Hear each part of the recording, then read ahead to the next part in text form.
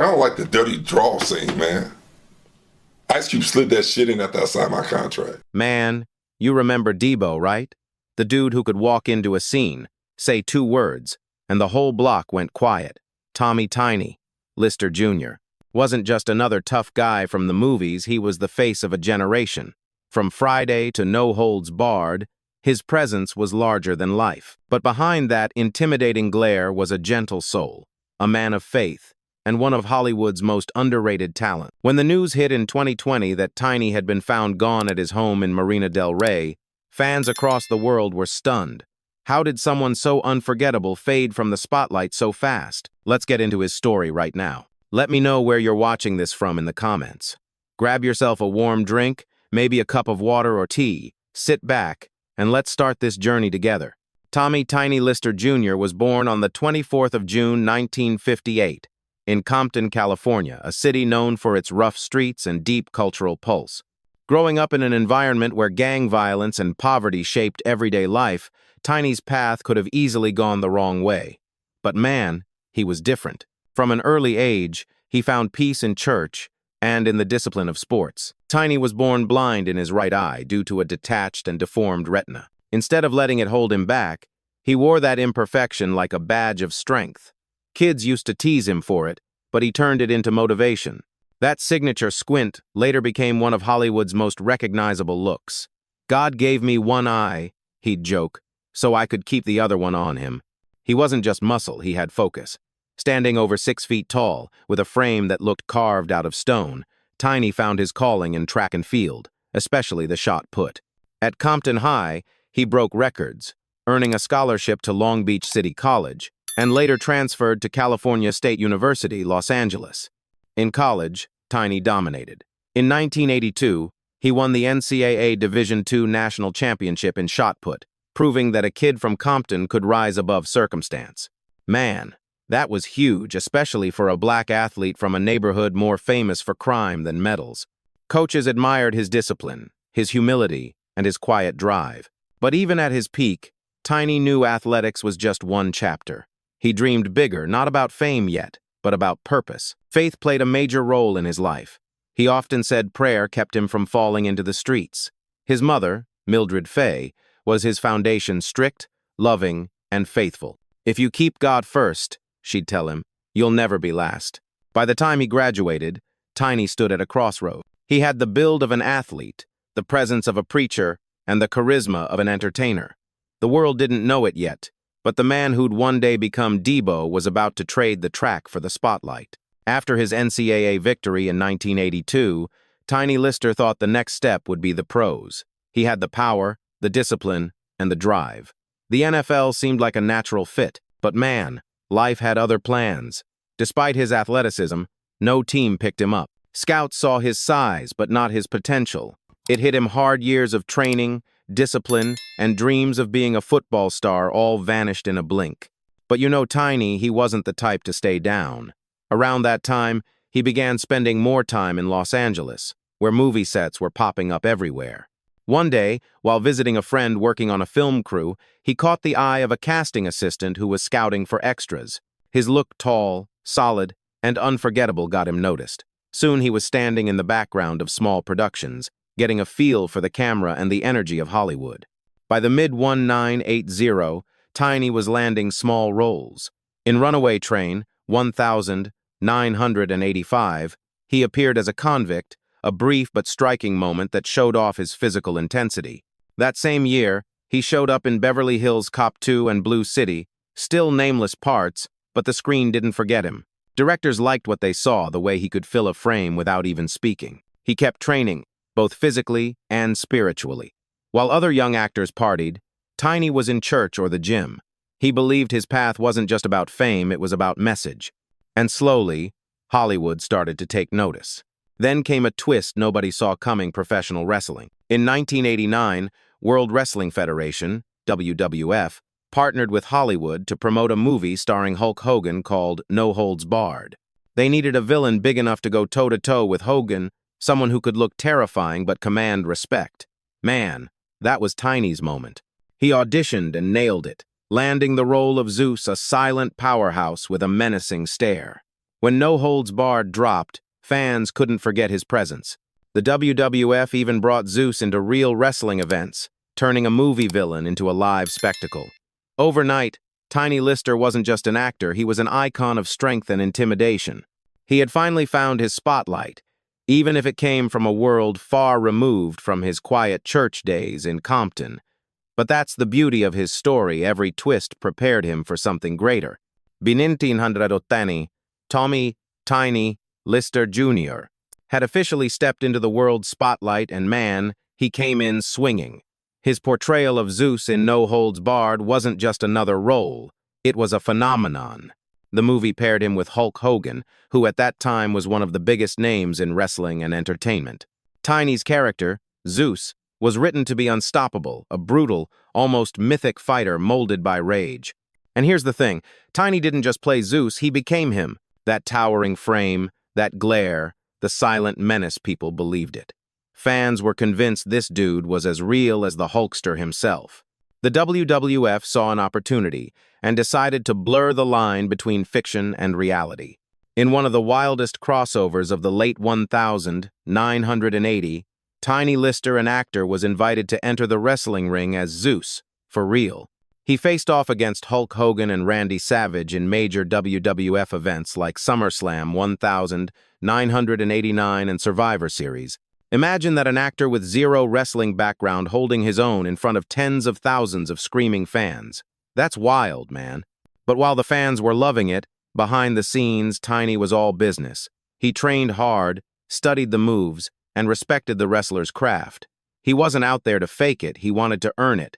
That's who Tiny was. Humble, disciplined, always willing to learn. Even with the fame, there was something bittersweet about it. Hollywood loved his look but didn't see his range. Directors saw Zeus and said, "That's the guy we need when we want someone to look mean." Tiny once joked, "I scared my way into Hollywood, but they forgot I could make 'em laugh too." After No Holds Barred, he started appearing in music videos, Michael Jackson's Remember the Time, and later with rappers who admired his tough persona. He even made cameos in TV shows like Matlock and Perfect Strangers. But no matter how many credits he stacked up, the industry kept putting him in one box, the big guy who looked dangerous. Still, Tiny took it all in stride. He'd tell friends, "I'm just grateful God gave me this platform. As long as I'm working, I'm blessed." His faith grounded him. He refused to let Hollywood's stereotypes define who he was inside. Around this time, his path would cross with another creative visionary, Ice Cube, who was preparing to make his first major film, Friday. Cube wanted authenticity, faces, and voices that represented the real neighborhoods of Los Angeles. When he saw Tiny, he instantly knew. That's Deebo. But before Deebo was born, Zeus had already set the stage. Tiny had proven that presence alone could make audiences freeze, but his next role would make them remember him forever.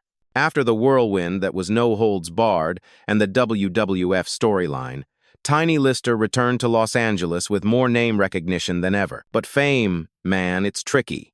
Hollywood remembered Zeus, not Tommy. Casting agents wanted that same intimidating presence, that same glare, and for a while, that's all they called him for. In the early 1990s, he became one of those faces everyone recognized but couldn't name.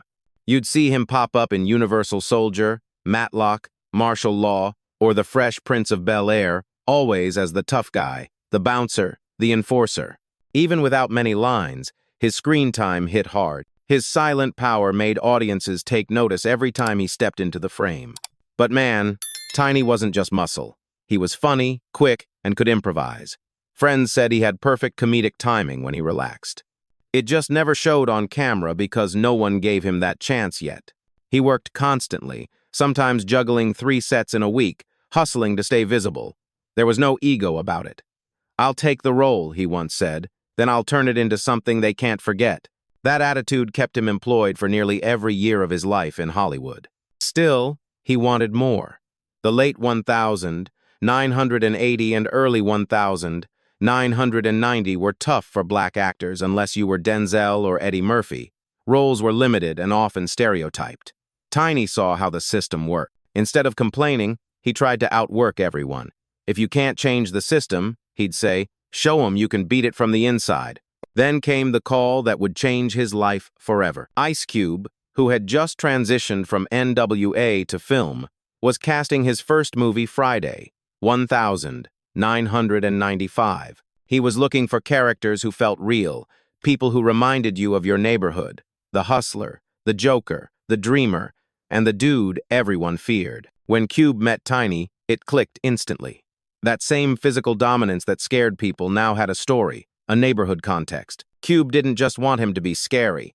He wanted him to be funny, human, and iconic. Tiny was hesitant at first. He didn't want to be seen only as another villain.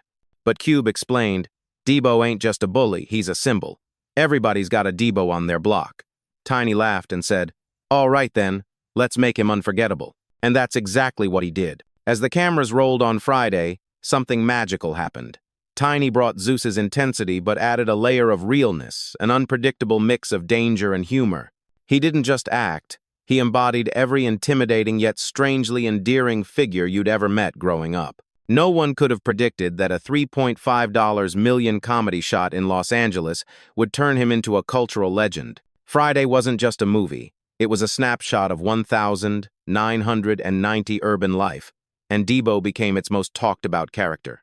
Tiny had finally found the role that let him show all sides of himself funny, fierce, and unforgettable. When Friday hit theaters in 1995, nobody was ready for how big it would get. The movie was raw, funny, and unapologetically real. It felt like life on the block. And right at the center of that chaos was Tiny Lister as Deebo, the neighborhood menace everyone feared but couldn't stop laughing at. Man, Deebo wasn't just a character, he became a legend. Every time he rode that bike or snatched a chain, audiences gasped and cracked up at the same time. That's my bike, punk! That line went straight into pop culture history. Tiny's presence was electric. He didn't need fancy dialogue.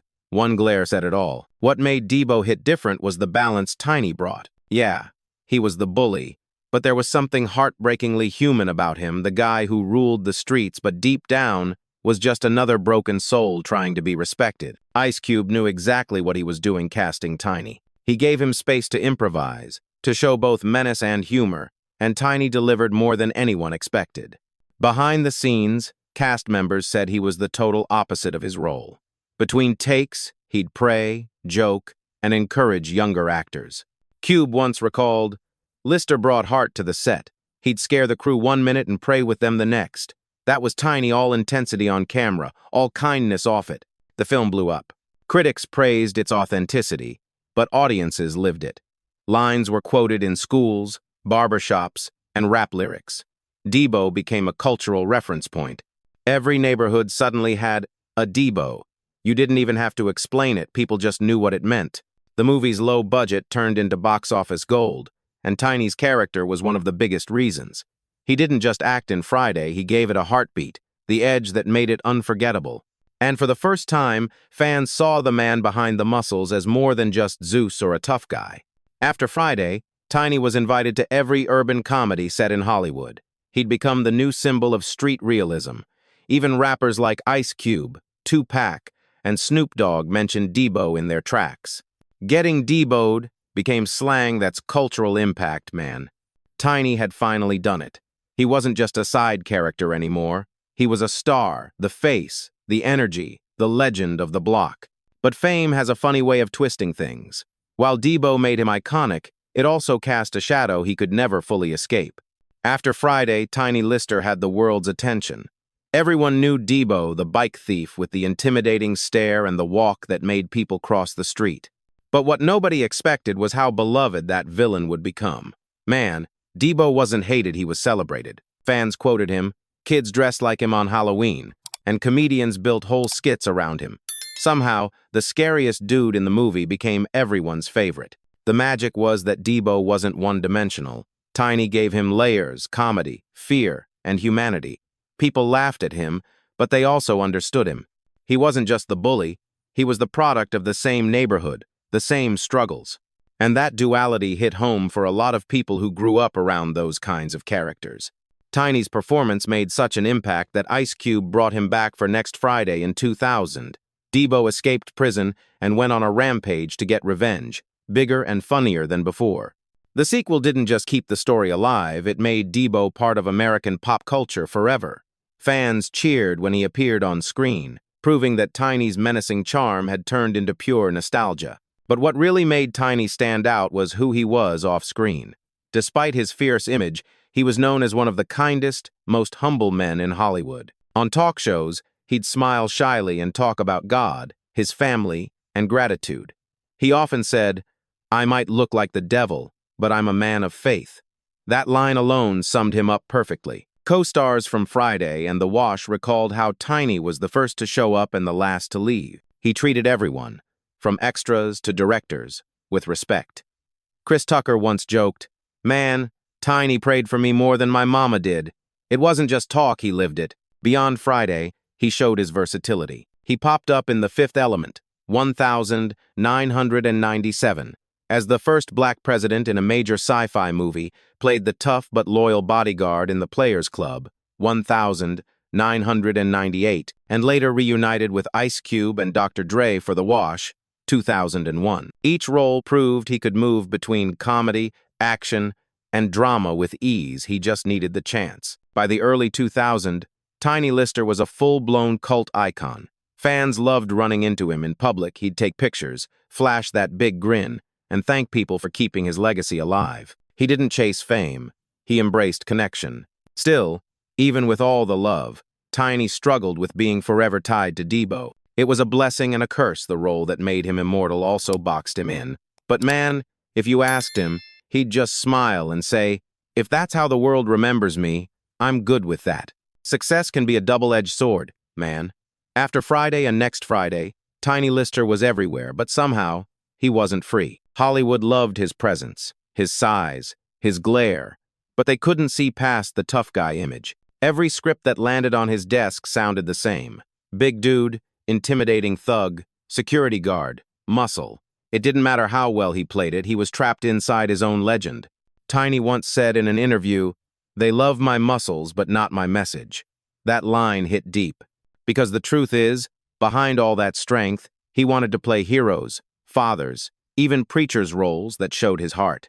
He wasn't chasing awards, he just wanted the chance to show people he could act. But that's not how Hollywood works, especially for big black men back then. Typecasting was real. Directors couldn't imagine the villain from Friday delivering a tearful scene or cracking a heartfelt joke. Tiny laughed about it sometimes, saying, "Man, I can make people cry if they'd just let me talk." Still, he kept hustling. Through the late 1990 and 2000, he stayed booked The Fifth Element, Jackie Brown, Austin Powers in Goldmember, The Dark Knight. He might have been on screen for 5 minutes, but he made those 5 minutes unforgettable. His presence demanded it.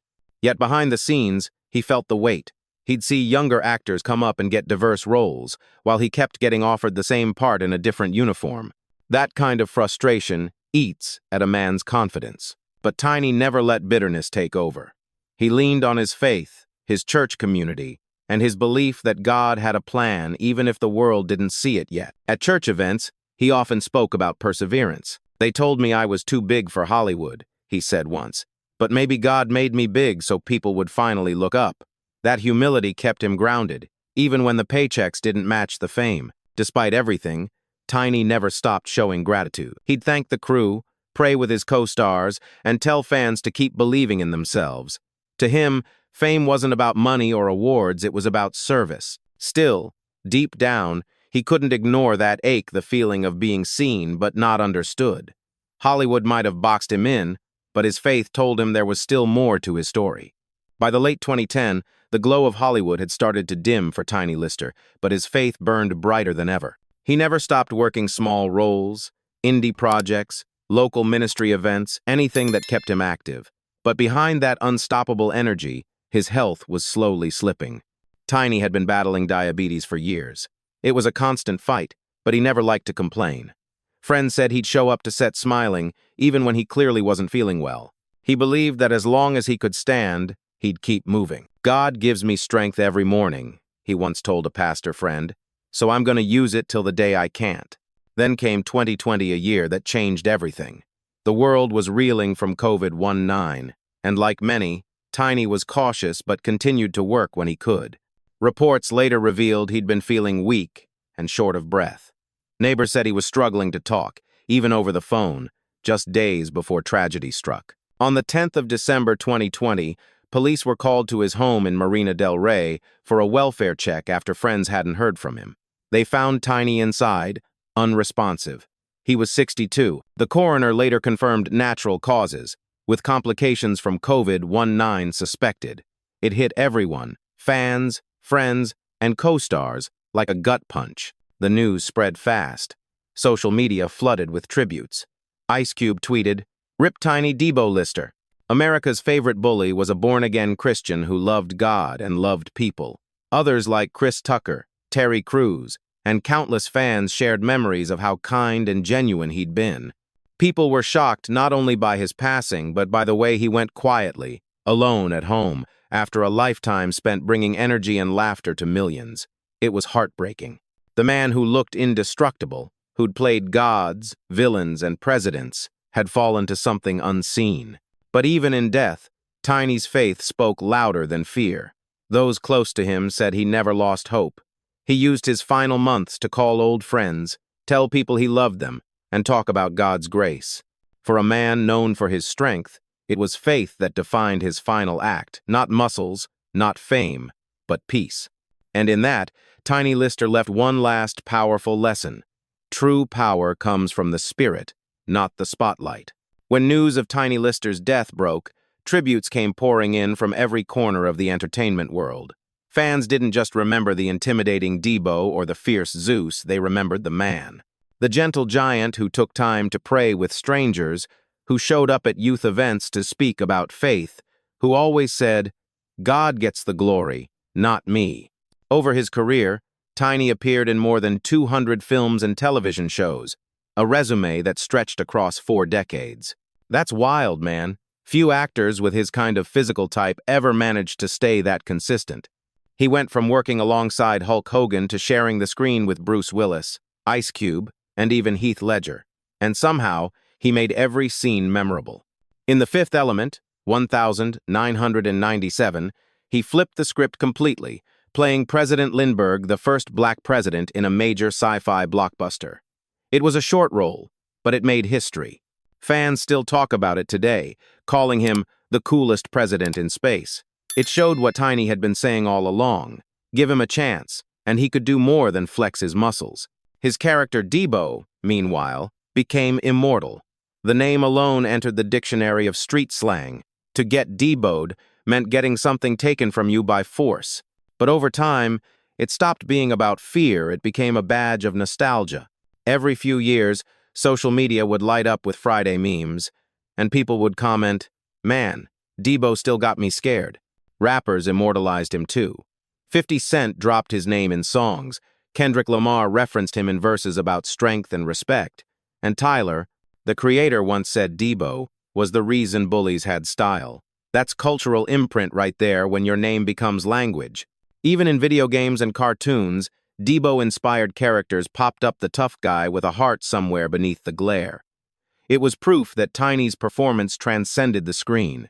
But for all that fame, Tiny never chased clout. He didn't care about red carpets or fancy premieres.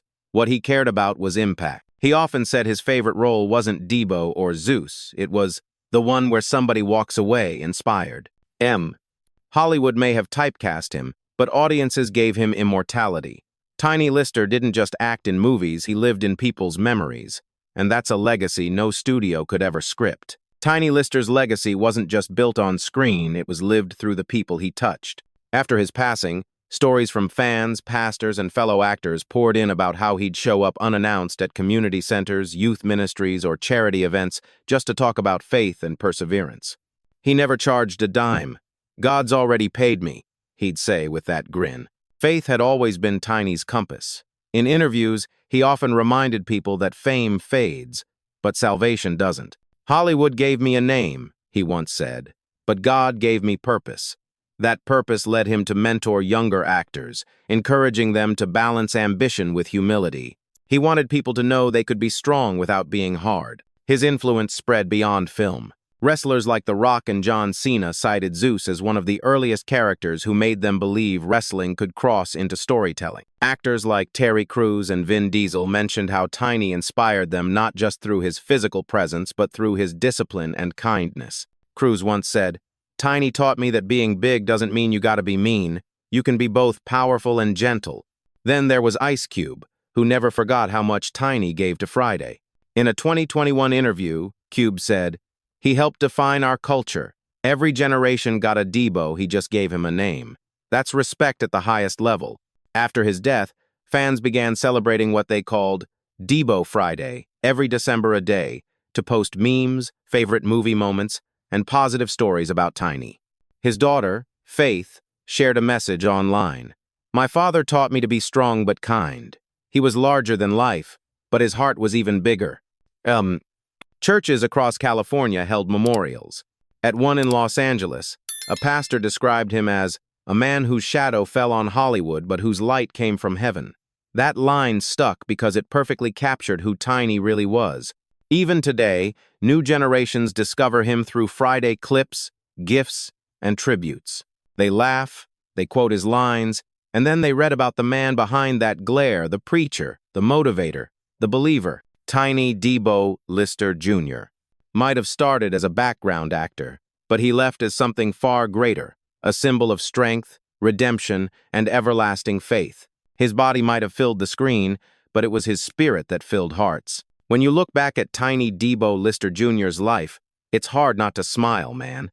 The guy who once terrified movie audiences ended up becoming one of Hollywood's most beloved gentle giants.